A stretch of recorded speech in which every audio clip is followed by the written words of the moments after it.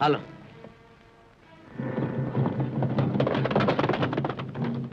સરદાર, કોઈ સાડું ચોરવા આવ્યું છે.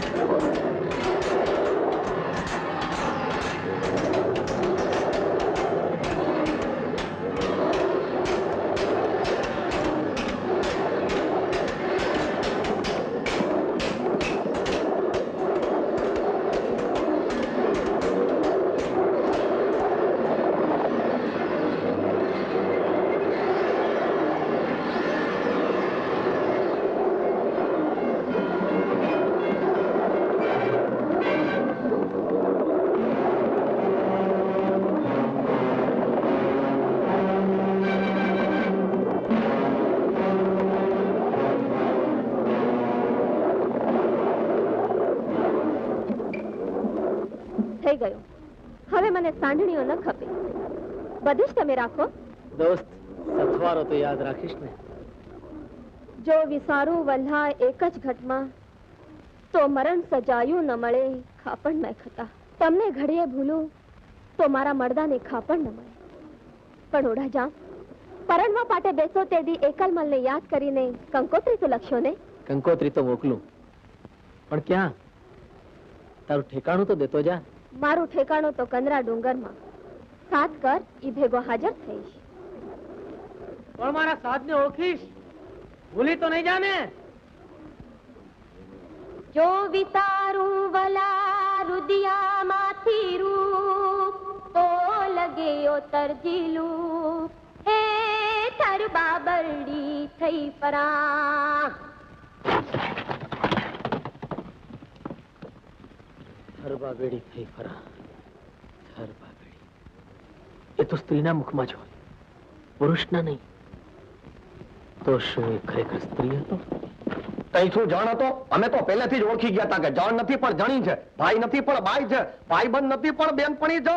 સાચું કહેશ પ્રેમલા, એ જવાન સ્ત્રી હતો? હતો નહીં, હતી કયો? અમે તો એક જ નજરે ઓળખી જાય કોણ કોણ છે. સમજો વાબો પૂરો. અરે અરે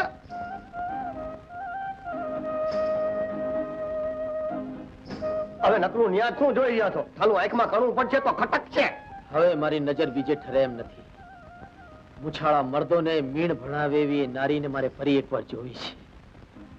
પ્રેમલા, આ સાંઢિયું વિશાળ વાઘેલાને દેજે ને મારા વાવડ પૂછે તો જાજા જુહારદીને કહેજે કે તમારા ઓઢા જામ ધીંગાણે તો કામ નહોતા આવે, પણ ધીંગી નજરીના તીરે ઘાયલ થયા હતા, તેની દવા ગોતવા ગયા છે.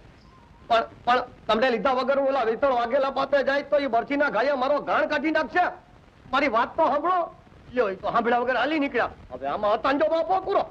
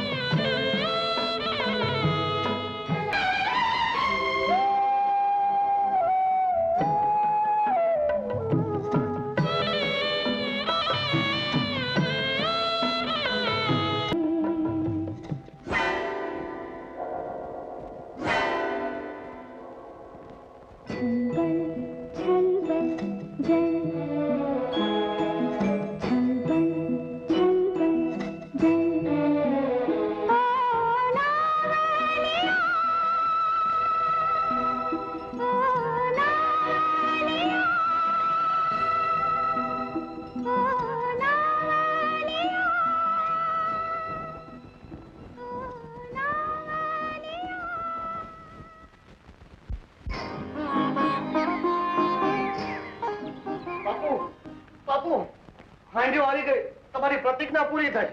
એ તો હરખની વાત છે, બધાની વાત છે. પ્રેમલા, માગી લે, તારે જે જોઈએ તે માગી લે. માગવાની વાત વાંચી મોરથી મને અભયદાન આપો. પણ થયું છે શું? હું તમને એમ કહું કે હાંડીઓ આવી અને ઓઢાજામ નથી આવ્યા તો શું?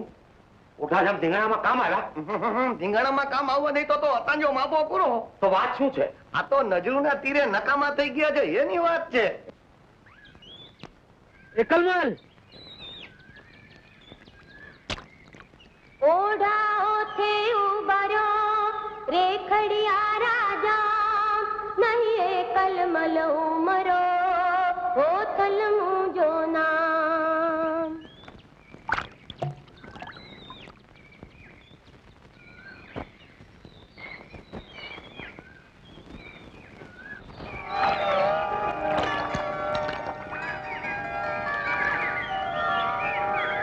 ઓઢાજા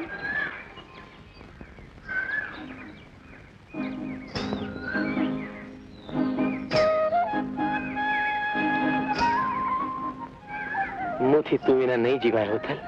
હું તારામાંથી ઓળઘોળ થઈ છું રાજા. તો હાલ આપણે પરણીને એક થઈ જાય.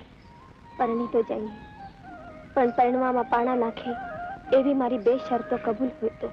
બોલી નાખ, જીવના જોખમે હું પૂરી કરીશ.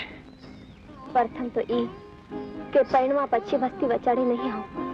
અહીં જંગલમાં આપનો સંસાર મંડાશે ને પૂરું થશે. એક જીવના ધણી ધણિયાણી નહીં, એકાંતનું દાંપત્ય તો ઈશ્વરના આશીર્વાદ ગણાય હોથલ. આ સજીવ વનરાજી ના ડુંગરની ખોપુમાં આપણે કુદરતના ખોળે કિલ્લોલ કરશું. બીજી શરત બોલ. હું ઇન્દ્રના દરબારની શ્રાપિત અપ્સરા માનવ દેહ અવતરી છું. એ વાત તારે કોઈ દી કોઈને કહેવી નહીં. પણ ધણિયાણી પદમણી હોય એ વાત તો પોરાહની જગતને કહેવા જેવી ગણાય. એ શું કામ છાની રખાવસ? ઇન્દ્રનો શ્રાપ આપને બે મળ્યા એટલે આશીર્વાદ બની ગયો છે. એ પાછો શ્રાપમાં ન ફેરવાય એટલા માટે. એ વાત મને ન સમજાણી. દેવરાજના શ્રાપનું નિવારણ છે કે હું જેને હૃદયથી પ્રેમ કરું ને વરું તે જ માનવે મને અપ્સરા તરીકે જાહેર કરે કે તરત મારે